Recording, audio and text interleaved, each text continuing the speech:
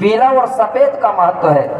हमारे पितृ शक्तियों के लिए बताया गया है कि जब हम देवी देवताओं के ठाना बाना में जाते हैं पेल शक्तियों के, तो हमारे पास सफेद धोती सफेद कुर्ता होना चाहिए और पीला गमछा होना चाहिए।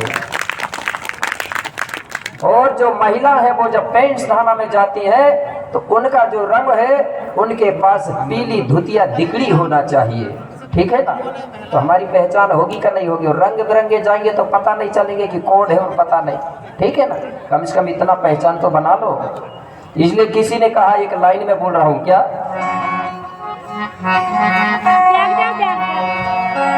अरे पीले पीले पीरे पीरे। हमारे गोंडवाना के गमछा कैसे होना चाहिए? पीले पीले पीरे। ठीक है ना? इसलिए कहा क्या, अरे पीरे पीरे पीरे पीरे पीरे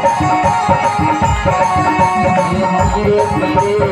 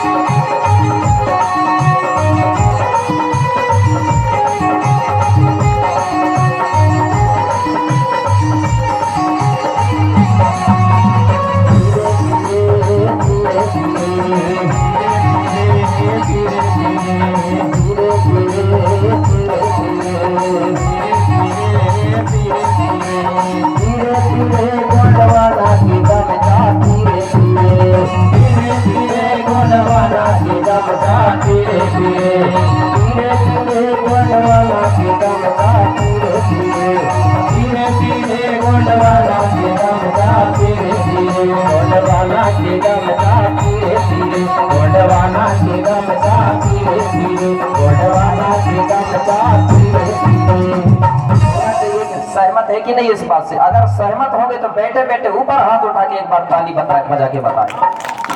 सभी सहमत हैं तो अगले वर्ष हर लोगों के पास पीला गमछा होना चाहिए, पीला सफेद धोती सफेद कुर्ता, और हर महिलाओं के पास पीली धुतिया होना चाहिए 16 हाथ वाली। ठीक है ना? दिकड़ी लुगड़ा जो भी बोलते हो आप। तो हमारी पहचान अलग ही दिखेगी ये कछारगढ़ में, दिखेगी ना? दिखेगी कि नहीं? इसलिए मेरे भाई मैंने गीत के माध्यम से आपको बताया। तो मैं बता रहा था इस प्रकार से जो अमरकोट के टीला है वहां से जो बेल वंश चला, आंधी रावल से सुकमा पेरी, आंधी रावल सुकमा पेरी हुई, मतलब सल्ला गांगरा से आंधी रावल और सुकमा पेरी से आगे चल करके गढ़ाधिपति गढ़ सेविका हुई। इस प्रकार से हमारा जो बेल वंश है वो धीरे धीरे धीरे फैलते गया, जो आज ये संसार में इतना फैला हुआ है, विस्तार हुआ है। तो मेरे भाई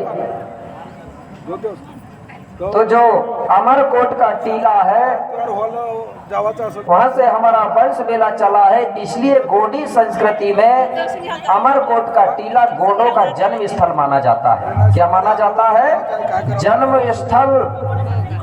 इसलिए हम समस्त गोंडियनों को अमरकोट का टीला, सल्ला गांगरा, नर्मदा का दर्शन करने जरूर जाना चाहिए। ये हमारा धर्म स्थल है कि नहीं है?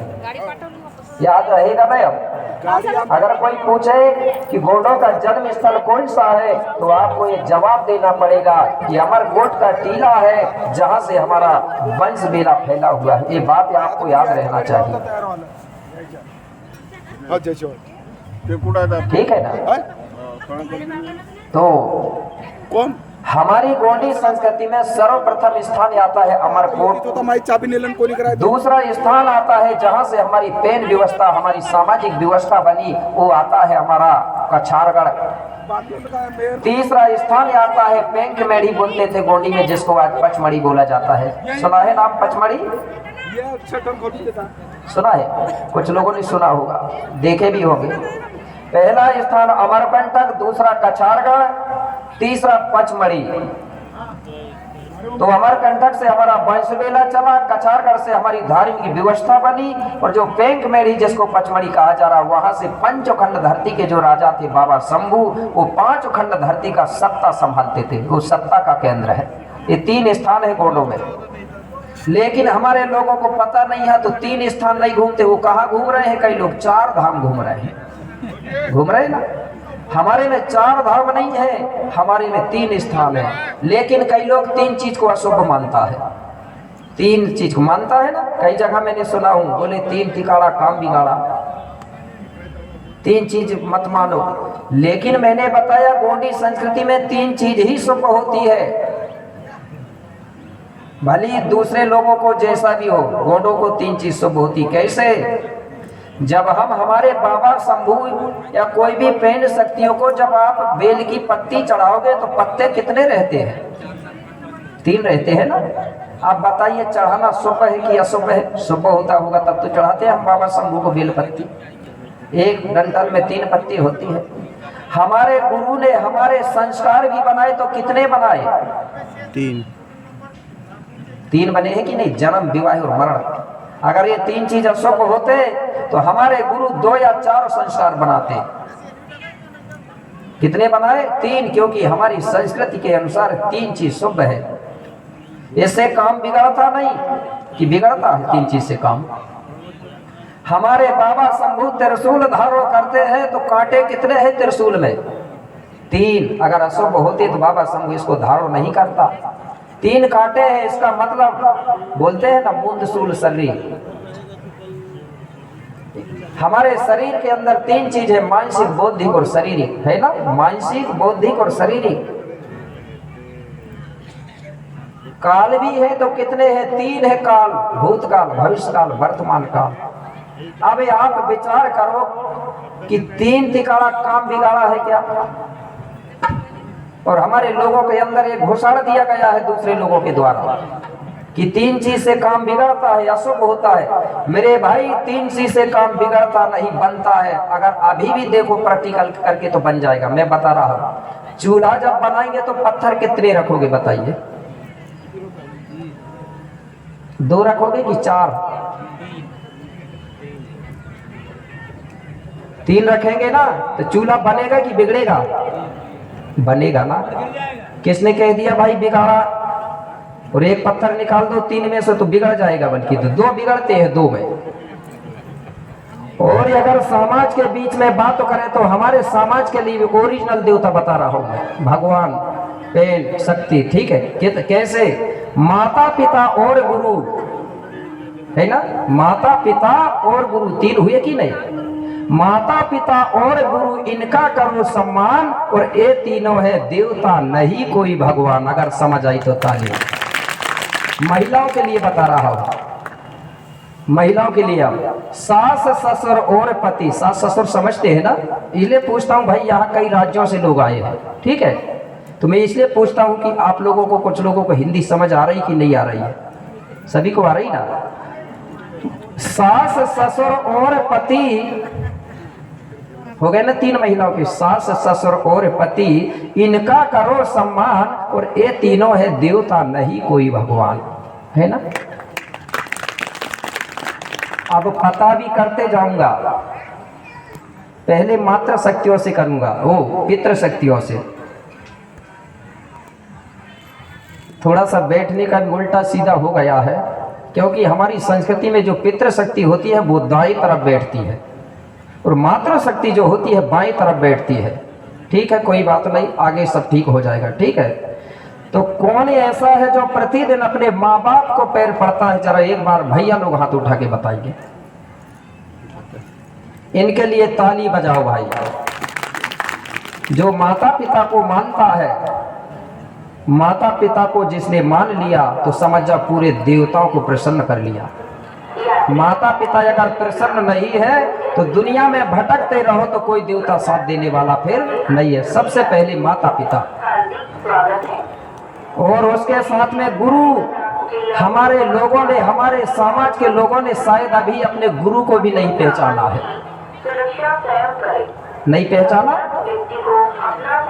जिस दिन हमारी समाज अपने गुरु को पहचान जाएगी, गुरु के बताए मार्ग पर चल जाएगी, उसी दिन समाज का भला हो जाएगा। मैंने देखा ना,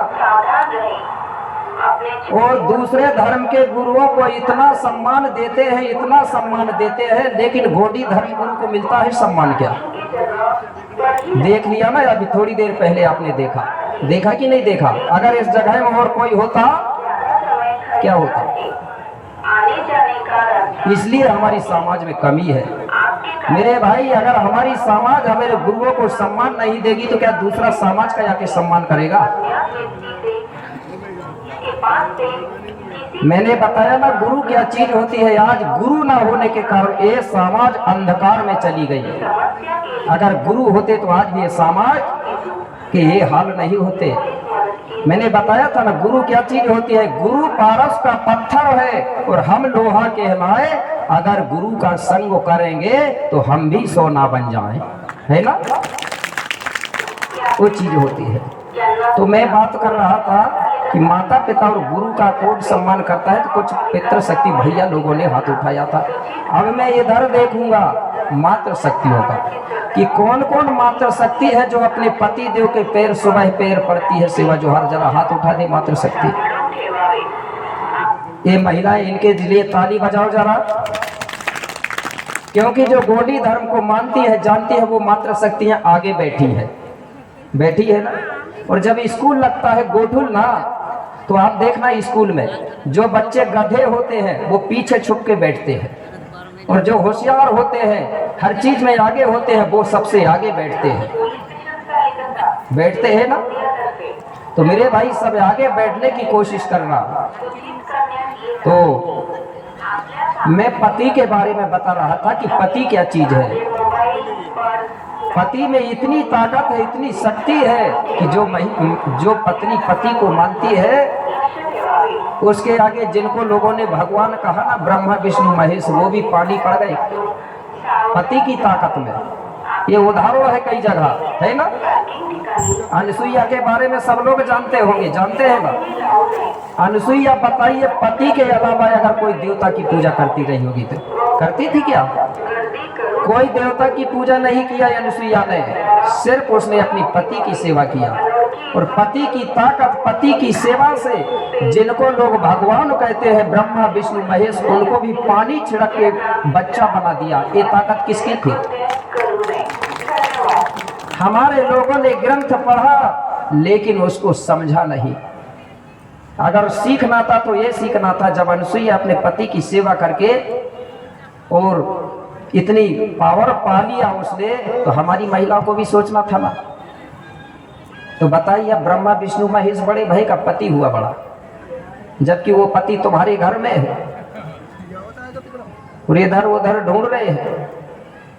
अगर जिसके सास ससुर जिंदा है, जिसके माता पिता जिंदा है, उनके लिए किसी ने कहा था, क्या कहा था? कर्म अगर अच्छे हैं तो किस्मत तुम्हारी दासी है।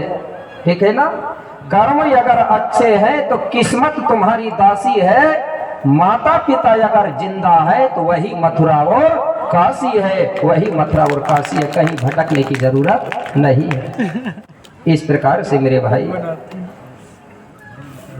हमको अपने माता पिता का सम्मान करना चाहिए, अपने गुरु को मानना चाहिए। तो इस प्रकार से मैं बता रहा था कि सल्ला और गांगरा की जो वंश बेला है वो पूरे दुनिया में फैली हुई है। तो सबसे पहले के हमारे माता पिता हैं सल्ला और गांगरा। सल्ला गांगरा से हुआ आदि राहुल सुकमा पैरी, उसके बाद में गढ़ाधिपति गढ़सेविका, ऐसे करके बेल वंश चलते गया। तो उस समय हमारे जो लोग हैं, गोडियन लोग हैं, मकान बनाना नहीं जानते थे, जंगलों में रहा करते थे, पेड़ पौधों के नीचे रहा करते थे, कोई खंडारों में रहा करते थे। उस समय कपड़े का भी आविष्कार नहीं हुआ था, मकान बनाना भी हम लोग नहीं जानते थे। वो समय यहाँ पर बताया जाता है कोई व्यवस्था नहीं थी। जैसे जंगल के जानवर रहते हैं उसी प्रकार हमारे लोग रहते थे। हमारे बीच में ये रिश्ता व्यवस्था नहीं था कि कौन नाना लगता है, कौन नानी लगती है, कौन मामा मामी, काका काकी, चाचा चाची, ये व्यवस्था कुछ नहीं था उस समय। सब लोग जंगलों में रहा करते थे, जिसको आदि मानव कहा जाता था।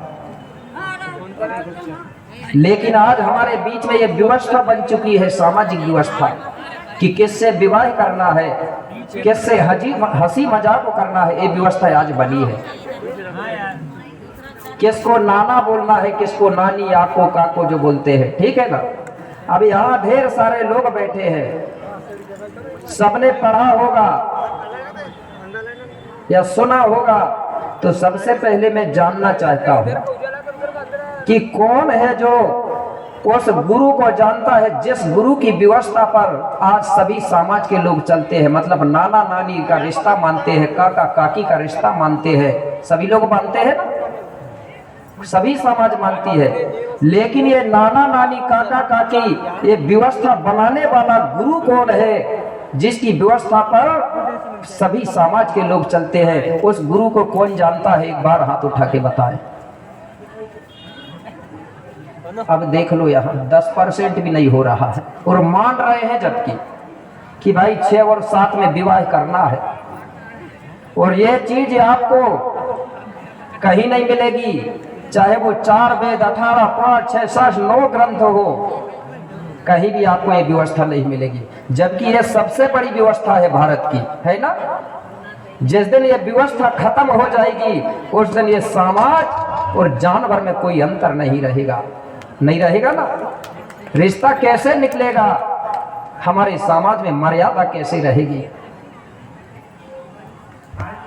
जिस दिन गौड़ी धर्म खत्म हुआ तो पूरी मर्यादा खत्म हो जाएगी। इस व्यवस्था को बनाने वाला कौन है, उस गुरु को हमको जानना पड़ेगा, क्योंकि हम उस व्यवस्था को मान रहे हैं तो बनाने वाला गुरु को जानना चाहिए ना। तो मैं आपको सीधा वहीं ले चलता हूँ, क्योंकि समय कम मिलता है, ठीक है, और दिन भी कम है, इसलिए कुछ चीज छोड़ के मैं आगे ले चल रहा हूँ। ये व्यवस्था कैसे बनी, इसको बनाने वाला कौन है, उस गुरु की आपको मैं गाथा सुनाने जा रहा हूँ। तो सभी लोग बड़े ध्यान से सुनेंगे और अपने जीवन में उतारेंगे, और उसके बाद में एक दूसरे को भी प्रचार प्रसार करेंगे। मेरा अकेला का नहीं है, ठीक है, प्रचार करने का। आप लोग सुनिए और सुनने के बाद दूसरों को भी बताइए, ठीक है ना। नहीं तो होता क्या है, मैं एक उदाहरण दे रहा हूं आपको। एक जगह की बात है, एक गांव में बाजार लगती थी। क्या लगती थी? बाजार। उस बाजार में एक मूर्ति बेचने वाले ने क्या किया, 3 मूर्ति बनाया। कितनी मूर्ति? 3, एक जैसी थी, एक बराबर थी। वो तीनों मूर्ति को लेके वो बाजार गया। अब बाजार में जाके पंक्ति बना के रख दिया लाइन से। तो पहले नंबर की जो मूर्ति थी उसका कीमत रखा उसने 500 रुपया, और दूसरे नंबर की जो मूर्ति है उसका कीमत रखा 1000 रुपया, और तीसरे नंबर की जो मूर्ति है उसका कीमत रखा 1500 रुपया। अलग अलग सबका कीमत, लेकिन मूर्ति एक जैसी थी। 2 ही हाथ थे, 2 ही पांव थे, रंग भी एक सा था, कपड़ा भी एक सा, एक बराबर, लेकिन उनकी कीमत में अलग अलग अंतर था। एक आदमी खरीदने गया, उसने पूछा, बोले ये मूर्ति कितने की है? बेचने वाला ने कहा कि पहले नंबर की 500, दूसरे नंबर की 1000, तीसरे नंबर की 1500। अब वो खरीदने वाला कहने लगा, बोले देखने में तो एक जैसी है, रंग में एक जैसी, और इनमें अंतर कैसे है? बोले मुझे समझा के बताओ। तो बेचने वाला समझा के बता रहा है। कैसे बता? एक धागा उठाया उसने, और जो 500 रुपया वाली मूर्ति थी, सबसे कम कीमत वाली, उस मूर्ति के कान से धागा डाला तो दूसरे कान से धागा निकल गया। बोले इसका कीमत है 500 रुपया। अच्छा, बोले 1000 वाली बताओ। 1000 वाली मूर्ति के कान से जब धागा डाला गया तो पेट में जाके रुक गया, निकला ही नहीं। बोले इसका कीमत है 1000। अच्छा, बोले सबसे महंगी वाली? महंगी वाली मूर्ति के कान से जब धागा डाला गया तो मुंह से धागा निकल गया। बोले इसका कीमत है 1500 रुपया। आपको कौन सी चाहिए? फिर भी वो समझ नहीं पाया खरीदने वाला। बोले फिर भी मुझे समझ नहीं आया। तो वो बेचने वाला बताया कि जो पहले नंबर की मूर्ति है, एक कान से धागा डालते हैं, दूसरा से निकल जाता है। ये मूर्ति का काम है कि कोई भी बात को इधर से सुनती है और दूसरे कान से निकाल देती है, इसलिए बोले इसका कीमत सबसे कम है। अच्छा, बोले दूसरी मूर्ति के कान से धागा डालते हैं और पेट में रुक जाता है, निकलता नहीं। इसका मतलब बोले ये मूर्ति कोई भी बात को ध्यान से तो सुन लेती है, लेकिन किसी को बताती नहीं, पेट में रखी रहती है, लेकिन सुन लेती है, इसलिए इसका थोड़ा सा कीमत ज्यादा है। अच्छा, बोले सबसे महंगी वाली मूर्ति, बोले महंगी वाली मूर्ति जो है कान से धागा डालते हैं और मुंह से निकल जाता है। इसका मतलब है ये मूर्ति कोई भी बात को ध्यान से सुनती है और अपने मुंह से फिर दूसरों को भी बताती है, इसलिए इसका कीमत सबसे ज्यादा है। तो सभी लोग एक जैसे हैं, मूर्ति जैसे है ना, सबके दो कान है, दो हाथ है, एक मुंह है, सब बराबर है कि नहीं? तो मेरे भाई, मैं जानना चाहता हूं कि कितने लोग हैं जो 500 वाली बनना चाहते हैं? एक बार हाथ उठा के बताइए। 500 रुपया सबसे कम वाली, कोई नहीं बनना चाहता। 1000 वाली, ये भी नहीं बनेंगे। अच्छा, 1500 वाली, बहुत लोग हैं 1500, ताली बजा दो भाई, बन जाए तो बहुत अच्छा है। लेकिन कब बनोगे? मेरी बात को ध्यान से सुनोगे और अपने अपने गांव में, अपने अपने राज्य में इसका प्रचार प्रसार करोगे तो आपका कीमत अपने आप बढ़ जाएगा मेरे भाई, बढ़ जाएगा ना, ऐसा है। तो सभी लोग ध्यान से सुनना। अब मैं वह गुरु की गाथा सुनाने जा रहा हूं जिस गुरु ने इस सामाजिक व्यवस्था को बनाया है। उस गुरु से बढ़कर कोई नहीं है, वो जगत गुरु कह सकते हैं उसको हम। पूरे जगत गुरु इसलिए कि सभी लोग उसकी व्यवस्था पर चलते हैं। अब लोग एक ही धर्म के गुरु को थोड़ी कहेंगे हम जगत गुरु भी कहेंगे,